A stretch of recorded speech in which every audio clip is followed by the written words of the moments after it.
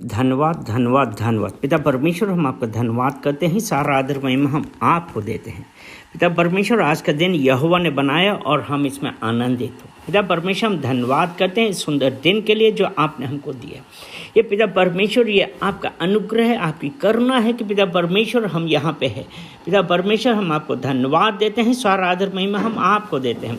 पिता परमेश्वर, हर देखने वाले, हर सुनने वाले पिता परमेश्वर, प्रत्येक जन को हम आपको कमिट करते हैं, अपने आप को आपको कमिट करते हैं और कहते हैं कि पिता परमेश्वर, आज जो अपने वचनों से आप हम लोगों से बातें करने वाले हैं, पिता परमेश्वर, उन वचनों को पिता परमेश्वर अनॉइंट करिए। पिता परमेश्वर, वो वचन हम सबके जीवन में काम करने वाले बने और पिता परमेश्वर, हम उन वचनों के ही अनुसार चलें। पिता परमेश्वर, मैं धन्यवाद देता हूँ, मैं धन्यवाद देता हूँ, धन्यवाद देते हैं और कहते हैं कि पिता परमेश्वर, हम अपने आप को कमिट करते हैं, आपका अनुग्रह हम सब पे होने पाए। सारा आदर महिमा हम आपको देते हैं यीशु मसीह के नाम से। आमीन आमीन आमीन। सबको जय मसीह की। आज हम लोग इन दिनों बहुत सारी बातें हो रही हैं इस वक्त, जबकि परमेश्वर कहता है कि हमारा ध्यान उस परमेश्वर की तरफ होना चाहिए। तो हमारी प्रार्थना क्या हो? चलिए हम प्रार्थना करते हैं। अगर हम भजन संहिता 119 और उसका 37 वचन, 119 उसका 37 वचन कहता है कि मेरी आंखों को व्यर्थ वस्तुओं की ओर से फेर दे, तू अपने मार्ग में मुझे जिला। क्या है कि मेरी आंखों को, और ये जो आंखें हैं, पिता परमेश्वर ने जो आंखें बनाई है देखने के लिए बनाई हैं, लेकिन यहाँ पे और हम इन आंखों से दुनिया भर की चीज़ें देखते हैं। और जब हमको परमेश्वर के, जब हम करीब आते हैं, परमेश्वर के साथ संगति करते हैं, परमेश्वर के साथ एक आत्मा हो, तब हमारी ये प्रार्थना है कि मेरी आंखों को व्यर्थ वस्तुओं की ओर से फेर दे, तो अपने मार्ग में मुझे जिला। परमेश्वर हमको अपने मार्ग में चलाइए, अपना मार्ग दिखाइए, क्योंकि और उसका जो अगला वचन है 38 वचन है, वो कहता है, तेरा वचन जो तेरे भय मानने वालों के लिए है, उसको अपने दास के निमित्त भी पूरा कर। और वो परमेश्वर का वचन किसके लिए? जो उस परमेश्वर के भय में रहते हैं, उनको पता है कि उनका परमेश्वर जो उनको हर चीज़ से दूर करता है। आज हम उस परमेश्वर का धन्यवाद करते हैं और यही कहते हैं कि मेरी आंखों को व्यर्थ वस्तुओं की ओर से फेर दे। हम उस परमेश्वर का धन्यवाद देते हैं। और अगर हम रोमियो की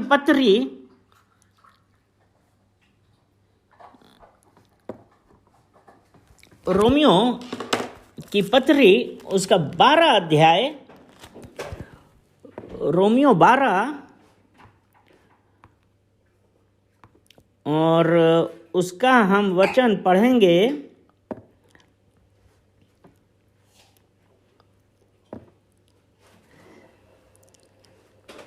कि रोमियो 12 उसका दूसरा वचन, इस संसार के सदृश ना बनो। यानी कि अभी जो हमने कहा कि हमारी आंखों को व्यर्थ की वस्तुओं की ओर से फेर दे, इसलिए वो परमेश्वर का वचन कहते हैं इस संसार के सदृश ना बनो। अर्थात आज जब उस परमेश्वर ने हमको हमारी माँ के गर्भ में आने से पहले ही चुन लिया था, हाँ, वो परमेश्वर ने हमको हमारी माँ के गर्भ में आने से पहले चुन लिया था, हमको एक पदवी दी थी। यूहन्ना 1:12 के अनुसार वो कहता है कि जितनों ने उसे स्वीकार किया, उसने उनको परमेश्वर की संतान होने का अधिकार दिया। और आज जब हम परमेश्वर की संतान हैं, तो ये वचन कहता है इस संसार के सदृश ना बनो, इस संसार की तरह ना बनो। और इस संसार में क्या है? इस संसार में दुनिया भर की चीज़ें हैं, और जब हम इस संसार की चीज़ों पे विश्वास करते हैं, संसार की तरफ देखते हैं, उस वक्त हमारे दिमाग में, हमारे मन में कितनी सारी भावनाएं जागृत होती हैं, कितनी इच्छाएं जागृत होती हैं। इसलिए पहला यूहन्ना उसका 2 अध्याय उसका 15 वचन ऐसा कहता है, तुम ना तो संसार से और ना संसार में की वस्तुओं से प्रेम रखो। यदि कोई संसार से प्रेम रखता है तो उसमें पिता का प्रेम नहीं है, क्योंकि जो कुछ संसार में है अर्थात शरीर की अभिलाषा और आंखों की अभिलाषा और जीविका का घमंड, वह पिता की ओर से नहीं परंतु संसार ही की ओर से है। अर्थात हमारी आंखें व्यर्थ की वस्तु हैं, मतलब जो मिट जाएगा। क्या हम इन संसार की कोई भी वस्तु हम क्या अपने साथ लेके जा सकते हैं? क्या हम ले जा सकते हैं? नहीं। इसीलिए जब हम जॉब अय्यूब उसका पहला अध्याय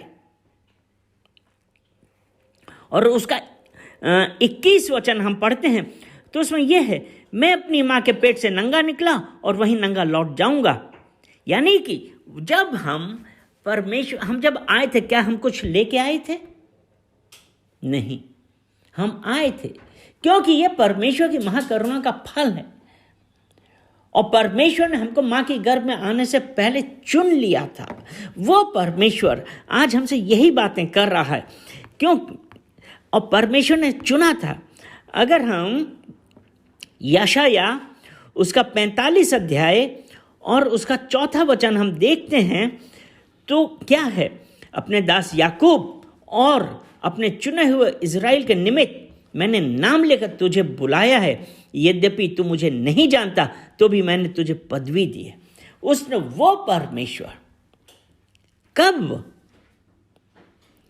हमारी माँ के गर्भ में आने से पहले हमको चुन लिया था उस परमेश्वर ने। उसने हमको नाम लेके बुलाया है। हम उस परमेश्वर का धन्यवाद करते हैं। और आज जब हम उस परमेश्वर के साथ रह रहे हैं, उस परमेश्वर के भय में रह रहे हैं, तब हम कह सकते हैं कि हमारी आंखें व्यर्थ की वस्तुओं की ओर से फेर दे। और जब अय्यूब में बताया है कि हम खाली हाथ आए, खाली हाथ जाएंगे, इसलिए हमको किसी बात का घमंड नहीं करना चाहिए। और शैतान हमसे क्या चाहता है? शैतान हमको परमेश्वर से दूर करना चाहता है। शैतान यही चाहता है ना कि हम परमेश्वर के करीब ना आए। इसलिए जब उस परमेश्वर के पास, जब उसने हमको बुलाया है, और कैसे बुलाया है? उसने हमको नाम लेके बुलाया है। आज जब हम उस परमेश्वर ने नाम लेके बुलाया है तो अब वो ऐसा कहता है, यशाया 43 उसका पहला वचन, हे इज़राइल तेरा रचने वाला और हे याकूब तेरा सृजनहार यहोवा अब यूं कहता है, मत डर, क्योंकि मैंने तुझे छुड़ा लिया है, मैंने तुझे नाम लेके बुलाया है, तू मेरा ही है। वो परमेश्वर ने क्या कहा? मत डर, मैंने तुझे छुड़ा लिया। किससे? शैतान की हर ताकत से परमेश्वर ने हमें छुड़ाया है। और वो हमारे ऊपर है, क्योंकि परमेश्वर ने हमको अधिकार दिया है। परमेश्वर ने हमको क्या अधिकार दिया है? हम मत्ती और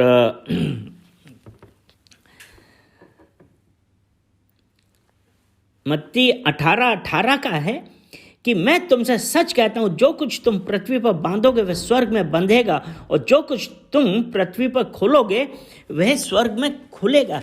ये परमेश्वर ने अधिकार दिया है हमको। हमारी ये जो इच्छाएं हैं, हम कह सकते हैं कि परमेश्वर कि हमारे पास से ये सब बातें दूर हो। और ये सब बातें दूर कैसे होंगी? अगर हमारा उस परमेश्वर के साथ करीबी संबंध होगा। इसी तरह अगर मत्ती 16 और उसका हम 19 वचन देखते हैं, ये कहता है, मैं तुझे स्वर्ग के राज की कुंजियां दूंगा और जो कुछ तू पृथ्वी पर बांधेगा वह स्वर्ग में बंधेगा, और जो कुछ तू पृथ्वी पर खोलेगा वह स्वर्ग में खुलेगा।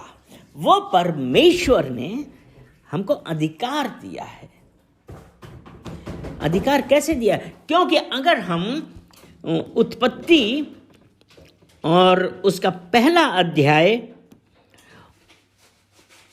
उत्पत्ति पहला अध्याय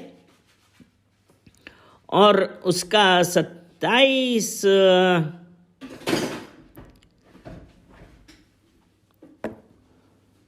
उत्पत्ति पहला अध्याय और उसका 27 वचन देखते हैं। 26 वचन पहले पढ़ते हैं। उसमें ऐसे कहा है कि फिर परमेश्वर ने कहा, हम मनुष्य को अपने स्वरूप के अनुसार अपनी समानता में बनाएं। यानी कि परमेश्वर ने जब हमारी रचना करी, कैसे? अपने स्वरूप और अपनी समानता में रचना करी। और उसके बाद और वे समुद्र की मछलियों और आकाश के पक्षियों और घरेलू पशुओं और सारी पृथ्वी पर और सब रेंगने वाले जंतुओं पर जो पृथ्वी पर रेंगते हैं अधिकार रखें। वो परमेश्वर ने हमको अपनी स्वरूप के अनुसार अपनी समानता में बनाया। उसके बाद हमको ये अधिकार भी दिया है कि whatsoever you shall bind on earth will be bound in heaven। जो कुछ भी तुम इस पृथ्वी पे बांधोगे वो स्वर्ग में बंध जाएगा। तो मेरे प्रियो, आज ये जरूरी है कि जब हम ये प्रार्थना कर रहे हैं कि हे परमेश्वर, मेरी आंखों को व्यर्थ की वस्तुओं से फेर दे, वो परमेश्वर के साथ आप समय बिताइए। और जब हम परमेश्वर के साथ समय बिताते हैं तब अगर हम पहला कुरिन्थियों उसका 6 अध्याय और 17 वचन देखते हैं तो उसमें ये लिखा है, और जो प्रभु की संगति में रहता है वह उसके साथ एक आत्मा हो जाता है। अगर हम इस संसार की संगति में रहेंगे, इस संसार की चीज़ों की तरफ ध्यान देंगे, सिर्फ इस संसार की चीज़ें देख के हमारे मन में किस प्रकार के विचार आएंगे, तो क्या हम उस परमेश्वर के साथ करीब हो सकते हैं? क्या हम परमेश्वर के साथ समय बिताने की बजाय हमारे दिमाग में सिर्फ यही बातें घूमती रहेंगी कि किस प्रकार से वो चीज़ें हासिल करी जाएं? और जब वो चीज़ हासिल करने के लिए हम सोचते हैं, हम परमेश्वर की इच्छा से दूर हो जाते हैं। और फिर हम ये कहने लगते हैं कि पता नहीं, परमेश्वर नहीं चाहता होगा। लेकिन मेरे प्रियो, आज एक आपको हम बात बतलाना चाहते हैं कि परमेश्वर का प्लान जो हमारे लिए है वो कुशल का है, हानि का नहीं है। यिर्मयाह 29:11 में यही कहा है कि परमेश्वर का प्लान हमारे लिए कैसा है? To prosper us, not to harm us. हमारे लिए कुशल का है, हानि का नहीं है। वो आज परमेश्वर हमसे यही कहता है। अगर हम, और जब हमको कुछ चीज़ नहीं मिलती है तब हम क्या करते हैं? अगर हम एजिकेल की पत्री और उसका 33 अध्याय, एजिकेल 33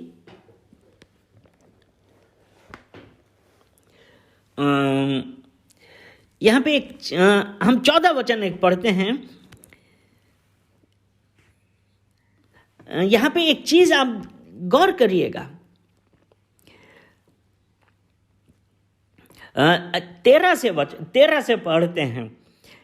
एजिकेल 33 13 वचन, यदि मैं धर्मी से कहूं कि तू निश्चय जीवित रहेगा और वह अपने धर्म पर भरोसा करके कुटिल काम करने लगे, अंडरलाइन करिए, कुटिल काम, तब उसके धर्म के कामों में से किसी का स्मरण न किया जाएगा।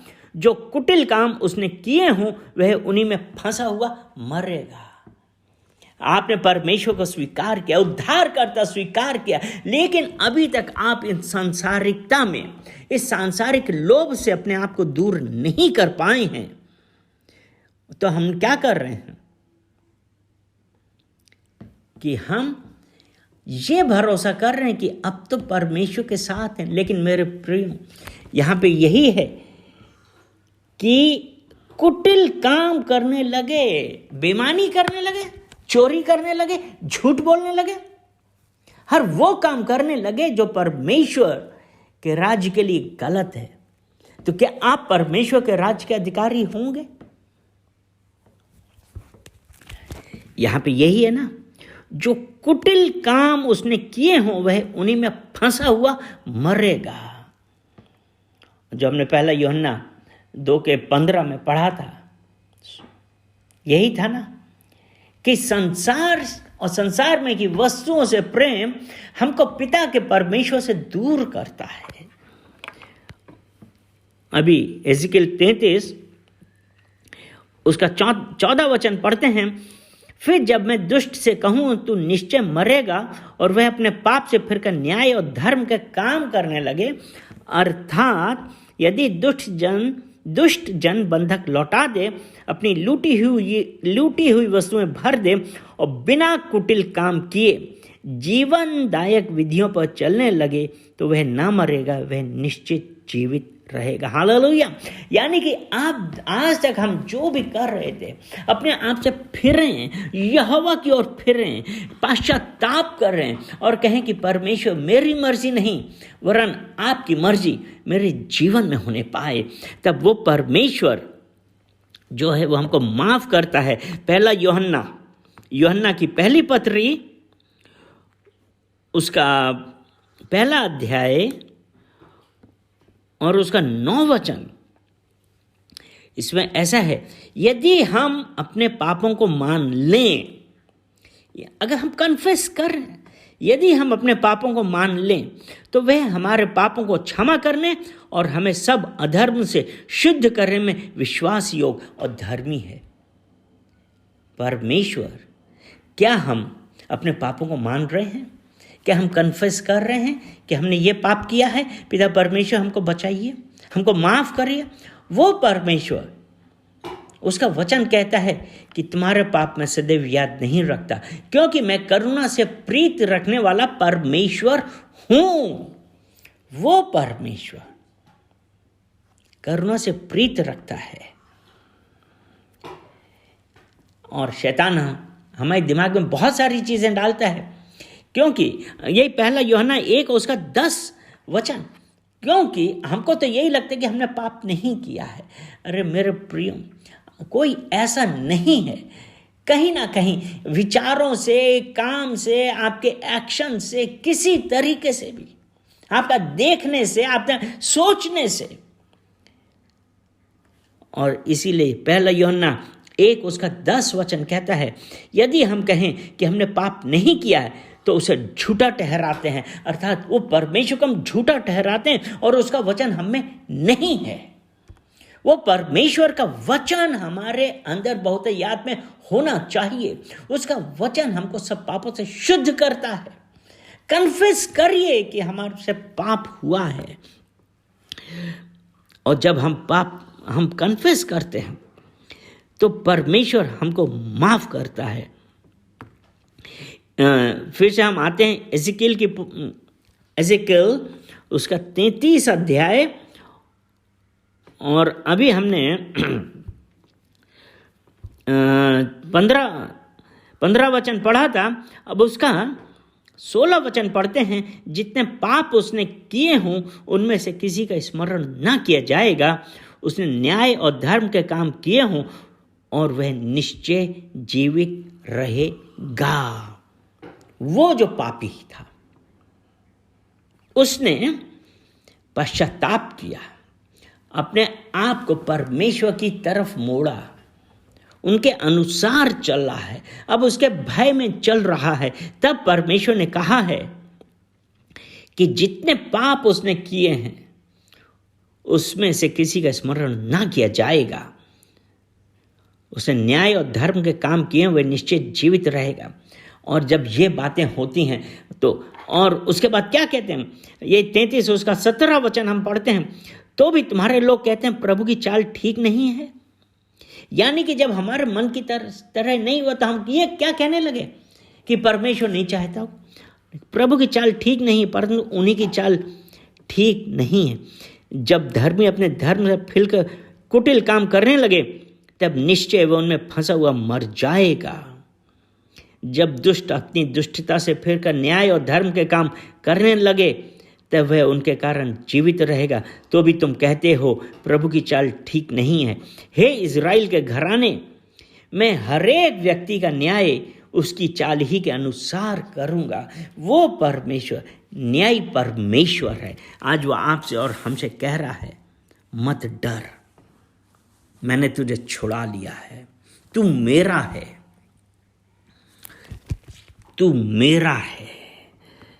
आज जब हम उस परमेश्वर के हैं, पहला कुरिन्थियों उसका 6 अध्याय और उसका 19 वचन, क्या तुम नहीं जानते कि तुम्हारी देह पवित्र आत्मा का मंदिर है जो तुम में बसा हुआ है और तुम्हें परमेश्वर की ओर से मिला है और तुम अपने नहीं हो, क्योंकि दाम देकर मोल लिए गए हो, इसलिए अपनी देह के द्वारा परमेश्वर की महिमा करो। अपनी देह के द्वारा परमेश्वर की महिमा करो। जब हमने परमेश्वर के साथ संगति कर रहे हैं, उसके साथ समय बिता रहे हैं, तो अभी हमने पढ़ा था ना कि वे उसके साथ एक तन हो जाते हैं, एक आत्मा हो जाते हैं। हमारी परमेश्वर के प्रभु के साथ की संगति। और जब हम अपने आप को परमेश्वर को वचन को अपने अंदर ढाल लेते हैं, बदलने वाला परमेश्वर है। अपनी निगाहें परमेश्वर की तरफ कर रहे हैं। अब परमेश्वर की तरफ देखिए। आज वो परमेश्वर आज हमसे और आपसे और हमसे बातें कर रहा है। कुलिस्सियों की पत्री उसका 3 अध्याय उसका 2 वचन, पृथ्वी पर की नहीं परंतु स्वर्गीय वस्तुओं पर ध्यान लगाओ। किसकी? पृथ्वी पर की नहीं परंतु स्वर्गीय वस्तुओं की ओर ध्यान लगाओ, अर्थात अपने परमेश्वर की ओर निगाह करिए। हम यहाँ पे कुछ लेके नहीं आए हैं, कुछ लेके नहीं जाएंगे, लेकिन जब हम परमेश्वर के साथ हैं तो हमारे लिए will get the eternal life, अनंत जीवन के हकदार हैं। हमको अनंत जीवन मिलेगा। यूहन्ना 3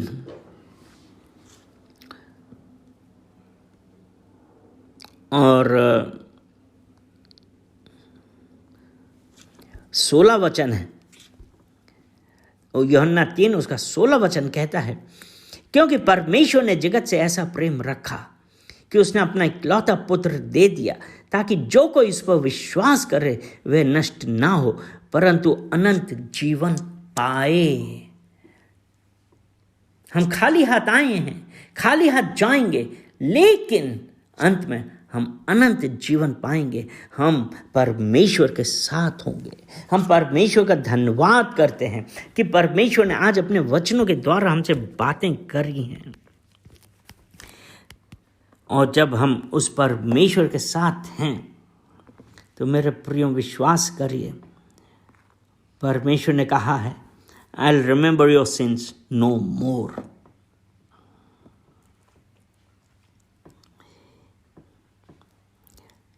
अगर 2 वचन और पढ़ते हैं, याकूब 4 और उसका 6 वचन कहता है, वह तो और भी अनुग्रह देता है। इस कारण यह लिखा है, परमेश्वर अभिमानियों का विरोध करता है पर दीनों पर अनुग्रह करता है। Humble yourself. जब हम दीन होंगे, हम्बल होंगे, वो परमेश्वर का अनुग्रह आएगा। घमंड भरा जीवन हमको परमेश्वर इसका विरोध करता है। 7 वचन कहता है, और जब ये अभी यूहन्ना ये 4 और उसका 6 है ना, कि दिनों पर अनुग्रह करता है। और कैसे? कि जो पवित्र आत्मा की शक्ति से पवित्र आत्मा के द्वारा अगर हम पाप को डिफाई करेंगे, पाप से दूर रहेंगे और एक आज्ञाकारिता, परमेश्वर के वचनों की आज्ञाकारिता में चलेंगे, परमेश्वर की आज्ञाकारिता में चलेंगे, तब वो हमारा उद्धार होगा। इसीलिए जब हमने कहा है ना, परमेश्वर अभिमानियों के विरोध में है, लेकिन लगातार वो किसको? दीनों पर, जो हम्बल लोग हैं उनके ऊपर हमेशा अपना ग्रेस देता, अनुग्रह देता है। और अनुग्रह किसके? आपने देखा होगा कई लोग अपने आप को सेल्फ राइचस बना देते हैं। क्या कहते हैं? सेल्फ राइचस बना देते हैं, कहते हैं हमारे जैसा पवित्र तो कोई नहीं। अगर हम देखते हैं लूका की पत्री और उसका 18 अध्याय उसका 9 वचन में एक ऐसा है कि ये फरीसी और चुंगी लेने वाला का दृष्टांत है। यहाँ पे फरीसी क्या कह रहा है कि 11 वचन पढ़ते हैं। फरीसी खड़ा होकर अपने मन में यूं प्रार्थना करने लगा, हे परमेश्वर, मैं तेरा धन्यवाद करता हूं कि मैं दूसरे मनुष्यों के समान अंधेर करने वाला, अन्यायी और व्यभिचारी नहीं हूं और न इस चुंगी लेने वाले के समान हूं। मैं सप्ताह में 2 बार उपवास रखता हूं, मैं अपनी सब कमाई का 10वां अंश भी देता हूं। यानी कि वो अपने आप को जस्टिफाई कर रहा है, कि मैं तो सही हूं, मैं गलत नहीं हूं। यानी कि इट शोज यहूदा वो जेम्स 4:6 में, याकूब जेम्स 4:6 में यही ना, अभिमानियों वो ये है। लेकिन जब हम 13 वचन पढ़ते हैं, ये लूका 18 का 13 वचन, परंतु चुंगी लेने वाले ने दूर खड़े होकर स्वर की ओर आंख उठाना भी ना चाहा, वरन अपनी छाती पीट पीट कर कहा, हे परमेश्वर, मुझ पापी पर दया कर। हम्बल हुआ, दीन हुआ, और वो कहता है, हे परमेश्वर, मुझ पापी पर दया कर। आगे वचन कहता है, मैं तुमसे कहता हूं, वे दूसरा नहीं परंतु यही मनुष्य धर्मी ठहराया जाकर अपने घर गया, क्योंकि जो कोई अपने आप को बड़ा बनाएगा वह छोटा किया जाएगा, और जो अपने आप को छोटा बनाएगा वह बड़ा किया जाएगा। हम परमेश्वर का धन्यवाद देते हैं क्योंकि हमारी आंखें व्यर्थ की वस्तुओं की ओर से फेर दे। पिता परमेश्वर, हम धन्यवाद देते हैं आपके इन वचनों के लिए कि पिता परमेश्वर, आपने जो आज अपने वचनों के द्वारा हम लोगों से बातें करी, हम लोगों को बताया कि किस प्रकार पिता परमेश्वर आप किससे प्रसन्न होते हैं। तो आज पिता परमेश्वर, मेरी प्रार्थना है, सब देखने वाले सुनने वाले अपने लिए प्रार्थना है कि हे परमेश्वर, मेरी आंखें व्यर्थ की वस्तुओं की ओर से फेर दे और अपने मार्ग में मुझे चला।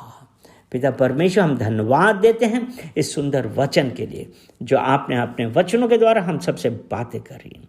सारा आदर महिमा हम आपको देते हैं। पिता परमेश्वर, एक एक जनों को हम आपको कमिट करते हैं। पिता परमेश्वर, प्रार्थना करते हैं उनके छुटकारे के लिए, उनकी चंगाई के लिए। आपने कहा है कि I am the Lord that healeth thee, मैं तुम्हें चंगाई देने वाला, मैं तुम्हारा छुटकारा देने वाला परमेश्वर हूँ। आपने कहा है, भय ना खा, मत डर, मैंने तुझे छुड़ा लिया है, मैंने तुम्हारा नाम लेके बुलाया है। पिता परमेश्वर, हम धन्यवाद देते हैं कि पिता परमेश्वर, आपने हम में से प्रत्येक लोग को उसका नाम लेके बुलाया है। जिसने आपको स्वीकार किया, उसने आपने उसको परमेश्वर की संतान होने का अधिकार दिया। हम धन्यवाद देते हैं इस मीटिंग को और सब जनों के लिए आपका धन्यवाद करते हैं। सारा आदर महिमा हम आपको देते हैं यीशु मसीह के नाम से। आमीन, आमीन, आमीन। सबको जय मसीह की।